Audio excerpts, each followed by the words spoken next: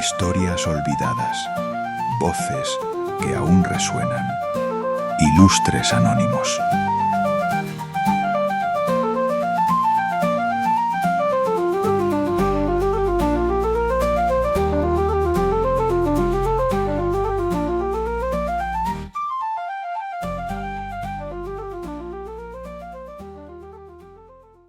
Hubo un tiempo, no tan lejano como nos gusta pensar, en el que una melodía bastaba para helarte la sangre.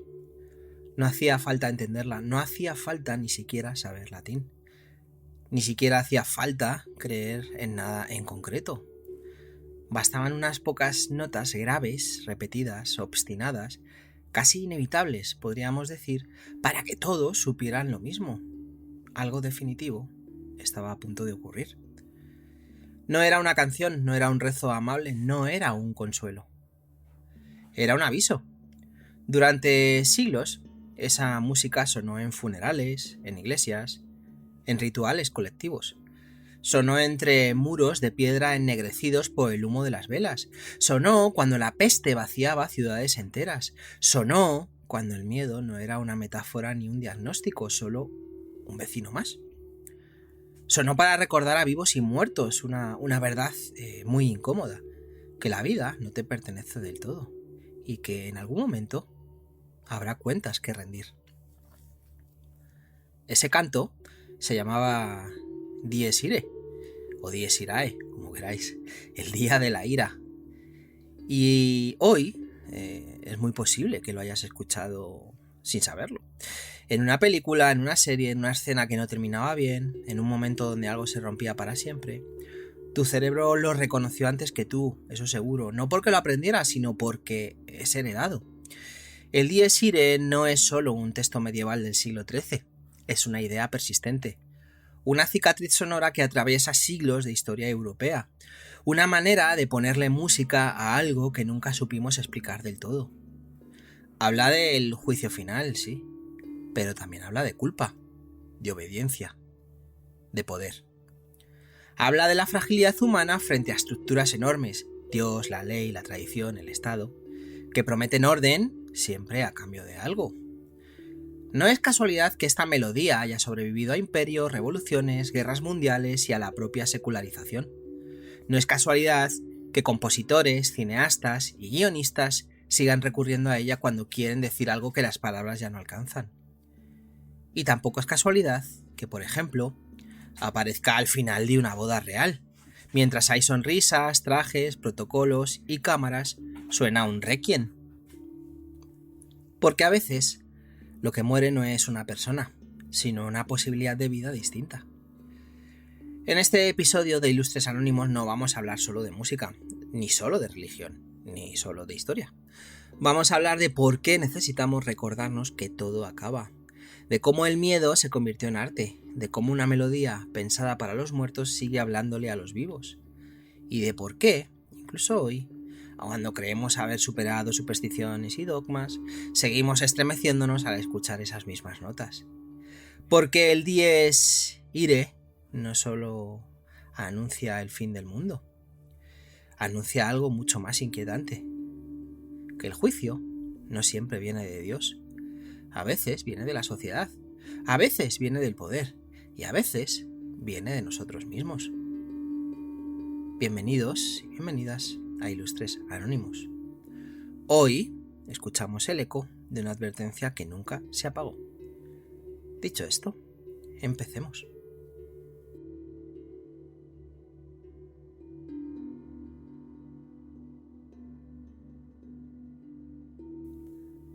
Para entender de verdad el Dies Irae hay que desaprender nuestra idea moderna de la muerte. Hoy la escondemos, la maquillamos, la desplazamos a hospitales, sanatorios y eufemismos cuidadosamente diseñados para no incomodarnos demasiado.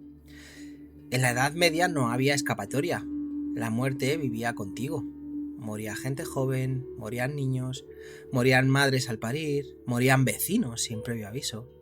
Las campanas no dejaban de sonar.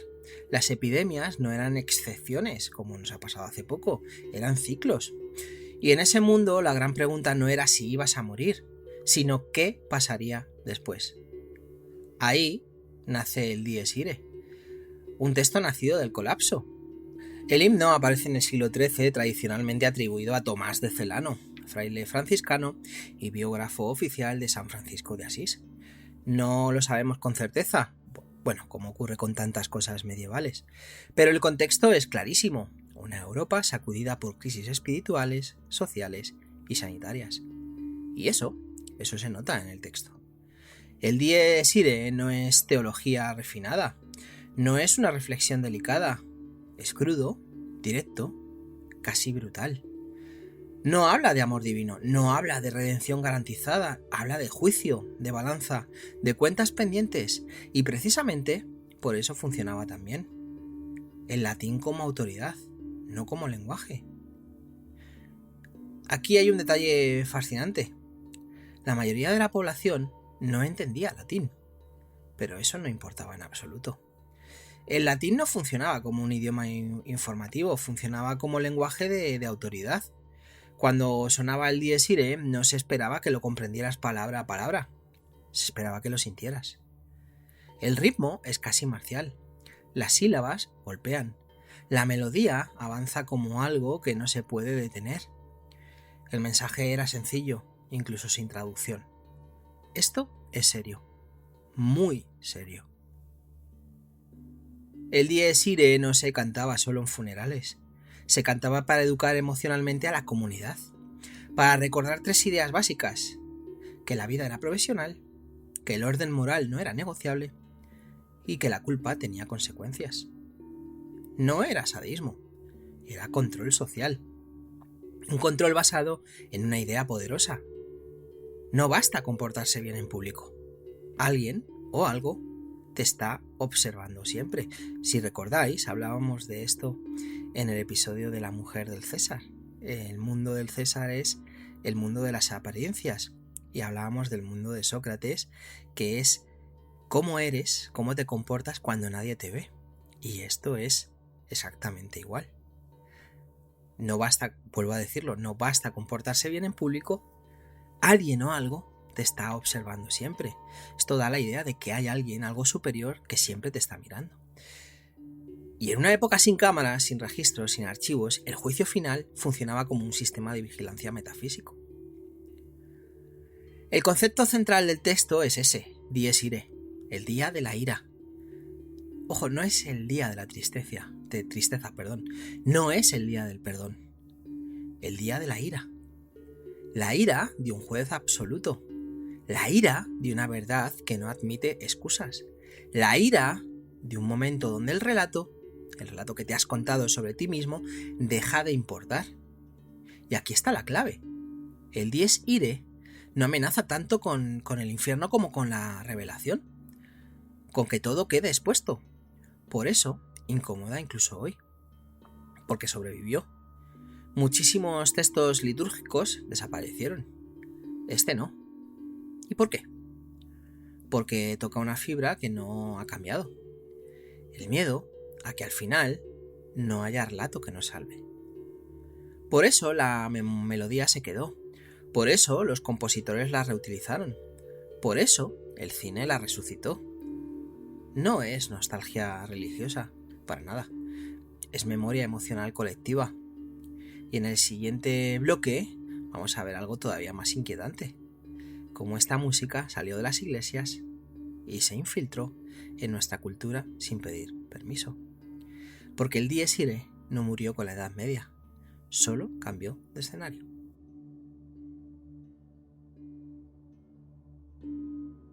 Bueno, como digo, en algún momento el Dies Irae sale de la iglesia. No hay una fecha exacta, no hay un decreto, no hay un a partir de hoy, simplemente ocurre. Como ocurren las cosas importantes, despacio, casi sin que nadie se dé cuenta. La liturgia pierde poder directo, la fe se fragmenta, el mundo cambia, pero la música no desaparece, simplemente cambia de manos. Y aquí pasa algo fascinante: el miedo se vuelve estético. Los grandes compositores descubren algo que la iglesia ya sabía desde hacía siglos.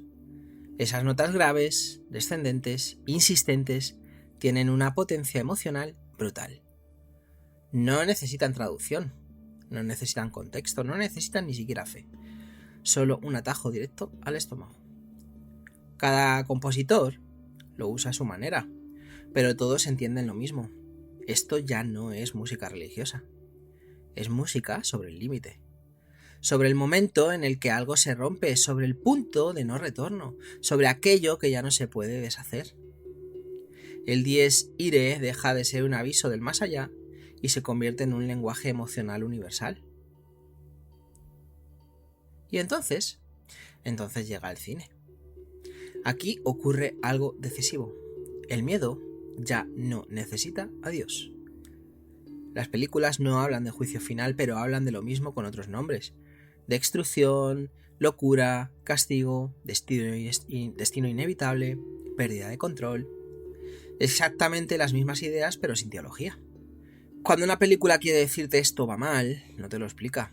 Te lo hace sentir. Y ahí aparece otra vez el dies irae. A veces, claro, a veces disfrazado, a veces reducido a 4 notas que ni siquiera sabes identificar, pero que reconoces. No porque seas culto, no tienes por qué serlo, sino porque eres humano.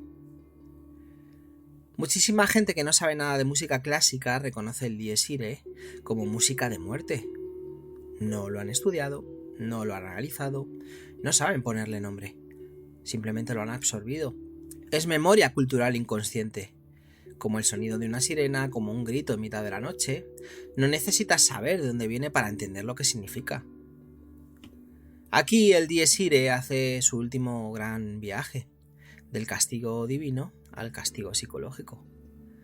Ya no habla de un Dios que juzga. Habla de tu culpa, tus decisiones, lo que no resolviste, lo que sabes que hiciste mal. Por eso funciona también en historias modernas donde nadie menciona la religión, porque el juez ya no está fuera, está dentro. Y aquí conecta con algo muy actual, aunque no lo parezca. No hay demonios, no hay fuego, no hay infierno.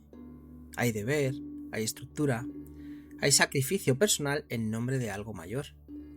Y el dies irae vuelve a sonar. El dies irae no sobrevive porque sea bonito, sobrevive porque nunca deja de ser útil. Cada época lo adapta a su miedo principal. Antes, el infierno, después, la muerte. Hoy, el vacío, el fracaso, la pérdida de sentido. La melodía es la misma, el juez cambia. Y en el siguiente bloque vamos a hacer algo todavía más fino. Vamos a mirar el texto de cerca, sin solemnidad, para entender por qué, aunque esté escrito hace 800 años, más o menos, sigue resultando incómodamente actual. Porque cuando se lee con calma, el dies irae no habla tanto de Dios, habla de nosotros.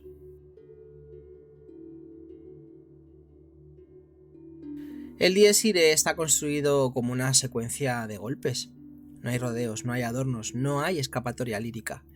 Cada estrofa cumple una función emocional muy concreta, casi como si alguien hubiera diseñado el texto pensando en cómo llevarte, paso a paso, a un estado mental específico. Primero el anuncio. El día llega. No se pregunta, no se debate, no se negocia. El mundo, tal como lo conoces, se detiene. La historia se acaba. Todo lo que dabas por sentado deja de servir. Y esto es importante. No se habla de tu muerte. Se habla del fin del sistema. Del colapso de las reglas normales. De la suspensión del ya veremos. Por eso, este texto siempre ha funcionado tan bien en épocas de crisis. Porque cuando el mundo se tambalea, esa sensación vuelve y es algo así como que algo fundamental se ha roto y nadie tiene un plan claro. Después aparece la figura del juez. No es un mediador, no es un Dios comprensivo, no es alguien con quien puedas negociar. Es un juez que ve, que pesa, que decide. No necesita testigos, no necesita pruebas externas, no necesita escuchar tu versión. Todo está ya registrado. Aquí el dies irae clava algo profundamente humano. El miedo a que no haya forma de explicarse. A que no importa lo que digas, sino lo que fuiste cuando nadie miraba. Y entonces llega la parte más inquietante. El texto insiste una y otra vez en la idea de que nada se pierde, nada se borra, todo se recuerda. incluso lo que tú olvidaste, incluso lo que minimizaste, incluso lo que te contaste para seguir adelante. Este es uno de los grandes aciertos del Dies Irae. No amenaza con castigos concretos. Amenaza con algo mucho peor para la mente humana, la exposición total. No habla tanto del infierno como de desnudez moral, de quedar sin relato, sin excusas, sin atenuantes. Y entonces ocurre algo interesante. El texto no se queda en la amenaza, introduce la súplica, aparece el yo humano, pequeño, frágil, casi infantil. No exige justicia, pide misericordia. No se defiende, se reconoce insuficiente. Y aquí está la trampa emocional del Dies Irae. No te deja elegir entre culpa o redención. Te hace sentir ambas a la vez.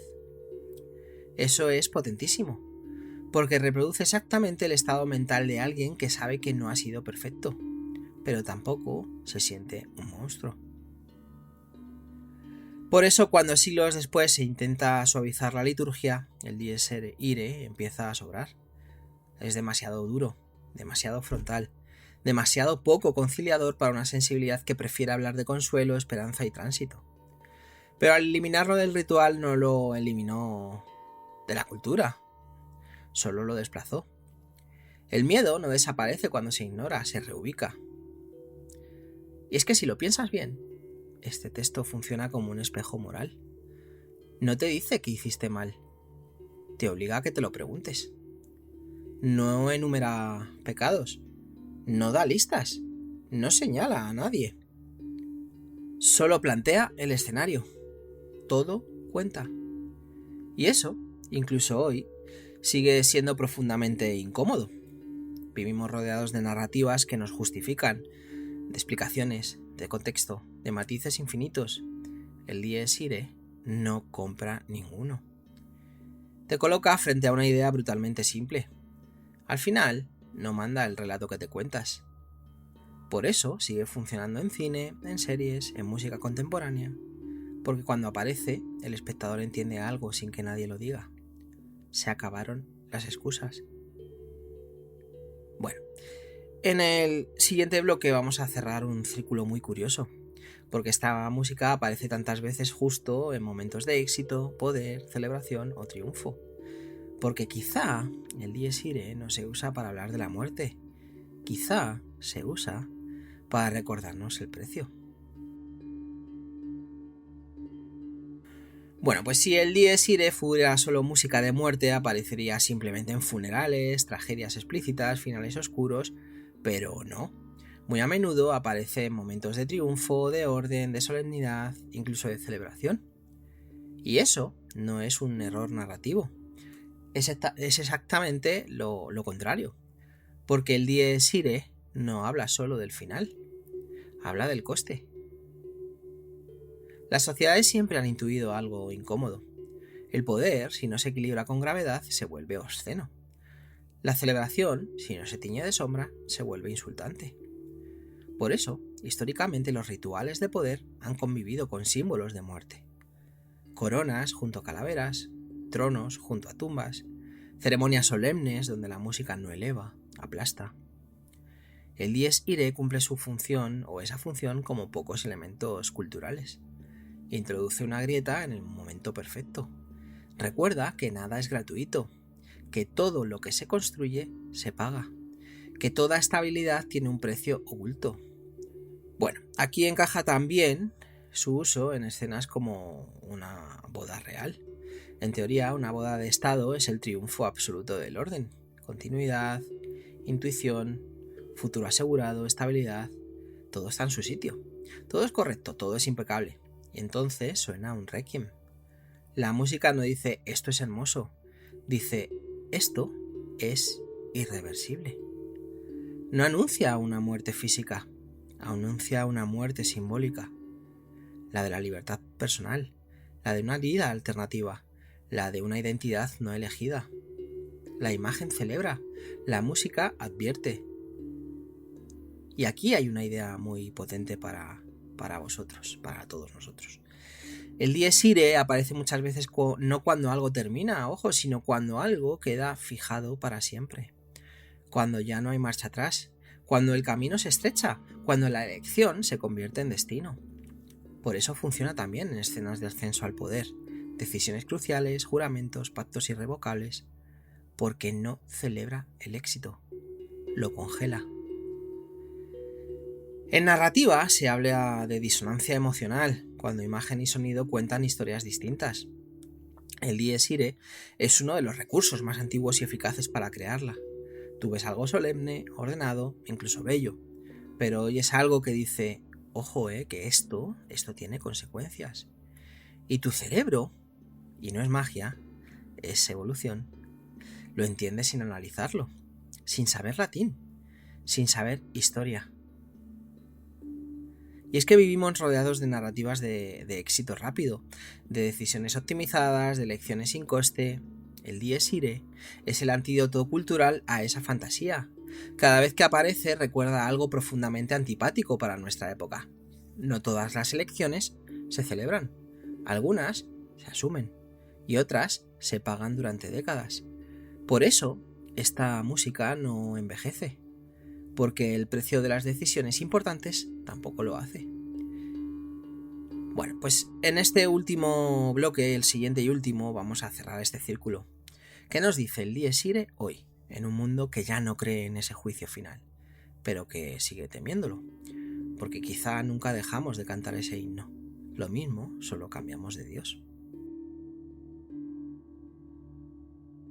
Si algo nos incomoda del dies irae hoy, no es su religiosidad, es su claridad. Vivimos rodeados de grises, de explicaciones, de matices infinitos, todo tiene contexto, todo es debatible, todo es negociable. El dies irae no entra en ese juego, no argumenta, no dialoga, declara. Y eso, en el siglo XXI, resulta casi obsceno. Porque puede que ya no creamos en el juicio final, pero sí creemos, aunque no lo vamos a decir en voz alta, en algo muy parecido: la evaluación constante.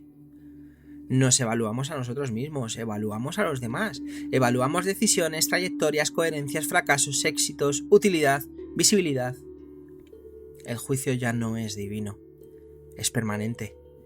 El dies irae funcionaba como una fecha concreta, un día señalado, un final claro. Hoy, por desgracia, el juicio no termina nunca. No hay cierre, no hay descanso. Y quizá por eso esta música sigue golpeando tan fuerte, porque nos recuerda una época en la que, al menos, el miedo tenía calendario. Y es que antes se temía al infierno, hoy tememos al agotamiento. Antes el terror era arder para siempre, hoy es no llegar nunca a nada. El dies irae hablaba de trompetas, fuego, libros abiertos. Hoy no necesitamos imágenes tan explícitas, nos basta con la sensación de estar siempre a prueba, siempre en falta, siempre llegando tarde a una versión ideal de nosotros mismos que nunca, nunca, nunca se materializa. Y aquí ocurre algo curioso. El texto medieval y la ansiedad moderna se tocan, porque el mensaje profundo sigue siendo el mismo. Todo cuenta. Todo. Lo que hiciste, lo que no hiciste, lo que decidiste posponer, lo que elegiste sacrificar. En la Edad Media, el juez era externo. Dios, con mayúscula, la Iglesia, el orden cósmico. Hoy el juez se ha internalizado y yo diría que es casi peor. Vive contigo, te acompaña, te habla cuando nadie más lo hace. Y ese juez no necesita latín ni música coral. Pero cuando el dies irae suena, lo reconoces, porque es la misma voz, solo que amplificada. Por eso sigue apareciendo en historias donde no hay religión, en relatos sobre poder, ambición, éxito, familia, deber. En escenas donde alguien gana, entre comillas, algo, pero pierde otra cosa que no sabe nombrar del todo. Hay algo profundamente honesto en el dies irae, no todo va a ser malo. No promete felicidad, no ofrece soluciones, no vende esperanza barata, solo plantea una verdad incómoda. Vivir implica responder por lo vivido. Nuestra época prefiere pensar que todo es reversible, que siempre hay segundas oportunidades, que todo se puede renegociar. El Dies Irae recuerda que no, que hay decisiones que cierran puertas, que hay caminos que una vez tomados no permiten mirar atrás sin pagar un precio. Y eso no es medieval, no lo es. Eso es puramente humano. Bueno, si el Dies Irae fuera solo un himno antiguo, habría quedado en los libros, como tantos otros, ¿no? Pero sigue apareciendo porque señala algo que ninguna modernidad ha conseguido borrar: la necesidad de enfrentarnos a nosotros mismos sin filtros. No para castigarnos, no para condenarnos, sino para saber quiénes somos cuando se cae el decorado. Por eso, esta música no acompaña solo a la muerte, acompaña a las decisiones irreversibles, a los compromisos totales, a los momentos en los que algo queda fijado para siempre. Porque ahí, aunque no lo digamos, siempre sentimos lo mismo: que algo pesa, que algo se ha cerrado, que algo ya no puede deshacerse. Y entonces, incluso hoy, incluso sin fe, incluso sin latín, el Dies Irae vuelve a tener sentido.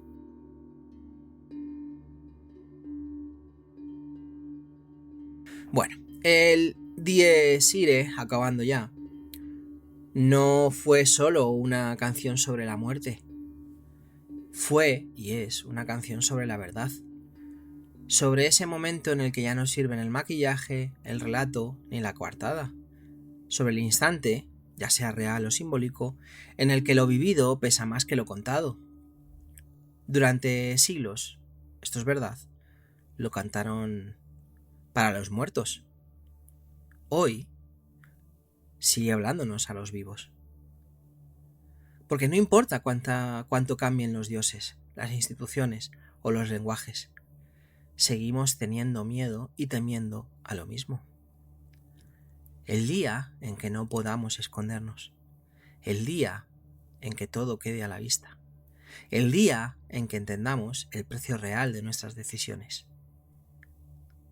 Y sí, puede que ya no creamos en el juicio final como se creía hace 800 años, 600, 400 o 200 años, pero seguimos reconociendo su música. Y quizá por eso, cuando esas notas suenan, algo se detiene dentro de nosotros, aunque sea de forma involuntaria. Y no por miedo al castigo, sino por la certeza de que vivir siempre, siempre, siempre deja rastro. Esto ha sido Ilustres Anónimos. Hoy hemos escuchado o escuchamos un eco antiguo que nunca se apagó. Porque al final, todos tenemos nuestro propio Dies Irae.